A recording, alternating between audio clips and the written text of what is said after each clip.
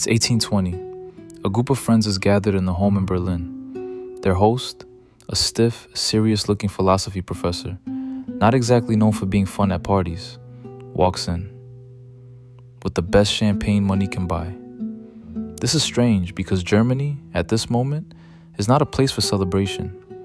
Just 1 year earlier, the government had passed the Carlsbad decrees, a sweeping crackdown on universities, on the press, on anyone suspected of revolutionary sympathies.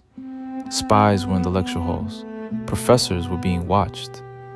It was a dangerous time to say the wrong thing out loud. And yet, here's this same professor popping corks, toasting his friends. What are they celebrating? The 14th of July, the fall of the Bastille, the French Revolution, over 30 years earlier, in a country not even his own. This man did this every single year of his life. His name was Georg Wilhelm Friedrich Hegel. And the book we're about to spend the next 2 hours inside, The Phenomenology of Spirit, was written by a man who never stopped believing that one event, one storming of one prison, had permanently changed what it meant to be human.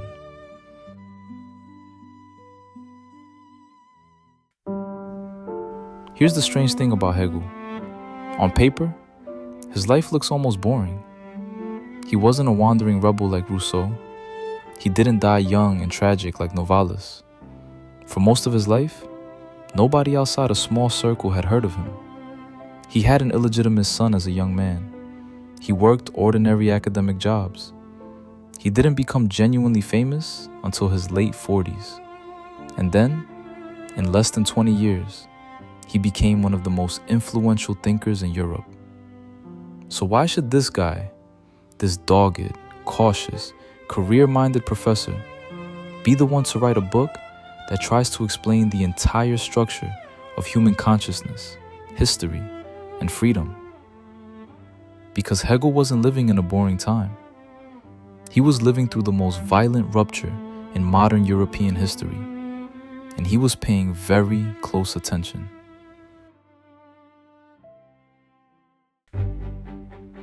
Think about what Hegel personally lived through. As a student, he was part of a secret political discussion club, just to talk about the French Revolution, an act that could get you in serious trouble. Legend says he even helped plant a tree of liberty to mark it. Then, he watched revolutionary hope curdle into the terror. He watched Napoleon rise, conquer half of Europe, and fall. He watched old empires, the Holy Roman Empire itself, simply cease to exist. He lived to see the July Revolution of 1830, just 1 year before his death. This wasn't philosophy happening in a quiet library. This was philosophy trying to keep up with the world that kept violently reinventing itself. And this gives us the image Hegel is most famous for, one you need to hold on to for the entire course. The Owl of Minerva spreads its wings only at dusk. Minerva was the goddess of wisdom. Her owl doesn't fly out in the morning into the chaos of the unfolding day. It flies at night, after everything has already happened, because only then can wisdom look back and finally understand what the day actually meant. That's Hegel's whole method in one image. Philosophy doesn't predict the storm. It comes after the storm and makes sense of it.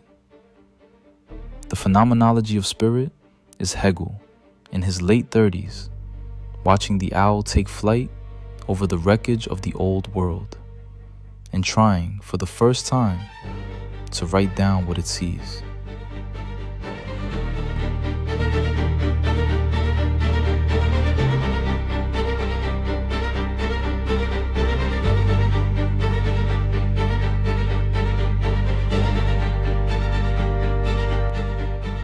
Next, why Hegel thought his own moment in history was philosophy's biggest turning point since ancient Greece, and the two rival ideas he was trying to reconcile.